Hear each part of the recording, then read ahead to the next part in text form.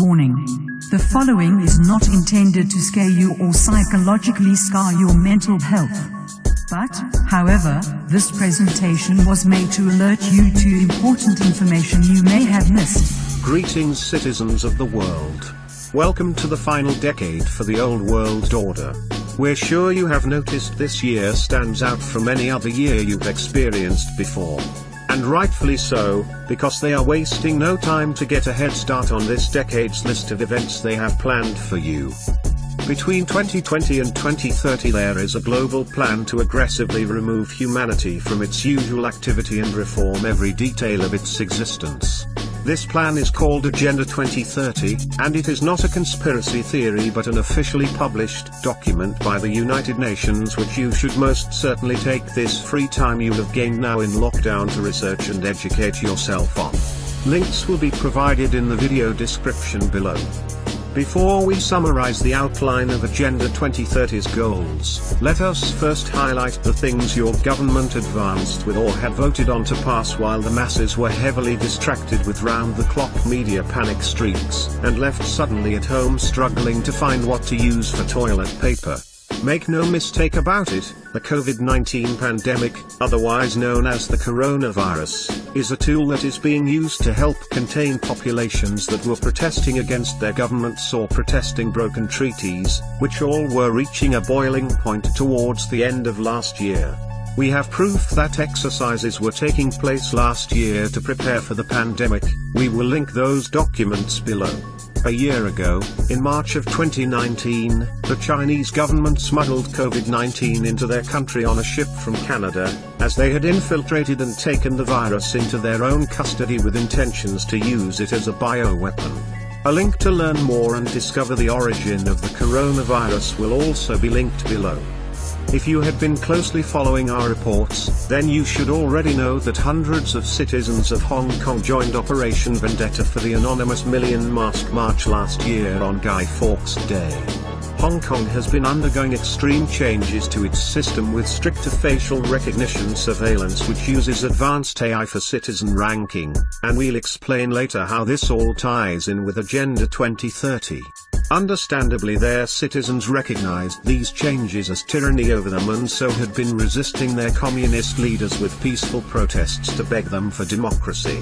This has turned violent as Hong Kong authorities were ordered to seize and detain protesters, which only made more citizens angry and confirmed that they were being oppressed. As tensions built last November, it is no coincidence that suddenly the virus which they kept ready to unleash was finally set loose on the Chinese in the Trojan horse of a fruit bat, which dramatically shifted power back to the state and scared protesters back into self-isolation. Other protests around the globe were also affected in this same way. Recently in Canada, the Wet'suwet'en tribe of British Columbia, and the Mohawks of Kanesatake began protesting their treaties being broken with the Canadian government as oil pipeline construction was being forced on their protected territories. First Nations reserves in Canada have protection treaties from the Queen to have their rights respected by the Canadian government, but now are being violated by corporate and industrial demands and interests. In response to these violations, these First Nations people stood on the railways to block trade coming into Canada by train, as an active protest until a promise of negotiation was given to them. But now, since the quarantine lockdowns enforced by the coronavirus has elevated state power, the tribes were forcefully removed from the railways and the pipeline construction is now continuing forward without consent or compromise given to them. This is typical of tyrants to use these tactics to bend the arms of their resistors while evading blame and pinning it on some conveniently timed national or global crisis. Protests in France, Italy, and Iran also came to a halt due to the widespread panic of the global pandemic. Are we seeing a pattern yet for how world governments work together to maliciously seize power? They all have ties to each other through trade and promise of deals to them if they comply. How could they resist when evil consumed their hearts from the beginning when power was first given to them? Communist dictators only see the greater good in their own selfish pursuits and benefits, which relies on the city systems to function as a well-oiled machine, treating its worker citizens as their property and its fuel, rather than people, of which they dictate virulently. They will always lie and fight dirty to win over their will, using power plays on the people, because there is no limit to power for them. None of this can be an accident, the timing is too convenient and the benefits always go back to the global elite and ruling class. Additionally, they used the media distraction to divert attention to sneak in some more draconian laws to be passed. Here are some of the bills that were voted on while you all were scared and with your attentions kept preoccupied with a sudden threat to your security and livelihood. And I would say that they have a duty to sit back, watch, behave, wash their hands, stay in the apartment with mom and dad. They look like they're lucky to have you as a father. And just learn from it. The stay-at-home enforcement is a psychological practice run, which, in essence, lightly mimics introverted living, preparing millennials to cope with self-containment the way they will be held in FEMA camps. They are also using this chance to test out universal basic income, while preconditioning everyone to psychologically get used to the system failing, so that everyone will be mentally stable when the big one hits, and will be expecting their rescue. The Corona simulation seeks to condition you to value authority as trustworthy and helpful to coexist with and live under in a state of emergency. They want you to see military personnel as your friends and get you used to their uniforms and level of control over you. The sum of all of these changes happening at once are presets for Agenda 2030, which, referring back, is a plan to reset society and reboot it to a dramatically different system, which requires the old system to be destroyed. A new system which seeks to spy on every citizen's daily actions, with even more stricter surveillance to rank all citizens as the Chinese do to their people. A system which seeks to eliminate cash and property ownership, and go completely digital using RFID microchip hand implants to replace credit cards. A system which seeks to eliminate all classes, personal belongings, and assets, while promising to treat everyone to the same shared experience of life under a socialist utopia, gifted to you by Big Brother and the all-watching eye of its tentacles of power. Agenda 2030 is not a utopia for those who value freedom, traditional family, and privacy. This is why we see these rights today being trampled over now.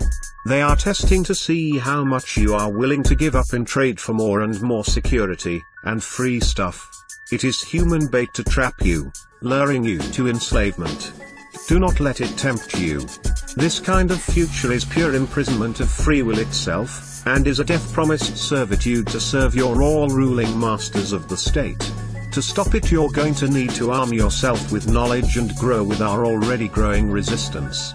With the new powers gained from this pandemic scare, the elite plan to use them to purposely destabilize the already fragile United States economy, and ignite a class war with the target of destroying the middle class. Non-essential businesses are being liquidated. Businesses everywhere are already refusing to accept cash with fear of transmitting the virus on circulating dollar bills. After all this, they can use it as an example of how the fiat cash-based currency reached its finish, and then go on to form a cashless society from the wake of the chaos. If we don't call them out now as a collective or take actions to stop them, they are just going to continue to make even more devastating power plays like they did this year to bring all nations down to their knees and keep the poor begging the rich for a solution, which they already premeditated and pre-mapped out precisely for this moment, and it is called Agenda 2030. Please follow the links below to learn more about Agenda 2030. What you are seeing is a ruling strategy of intentionally causing the problem only to own the pre-planned solution in the end. They wanted us to peacefully hand them this power with our belief in man-driven climate change. But now, since they saw the massive negative reactions and doubts to their climate change campaign they've ran for decades, they have now switched their methods to a more sinister plan to seize global control of all commerce and sovereignty. Please remain vigilant and do not trust the same people that used 9/11 to forge the Patriot Act in place. Stop trusting your presidents and prime ministers. They all have reserved hideaway spots in subterranean bunkers which they pledge allegiance for. They all are in on this together, and their MO is exactly the same each time they use it, and this should all be too familiar to you by now. We are you, we always were, you expect it yourself. You are anonymous. Good luck.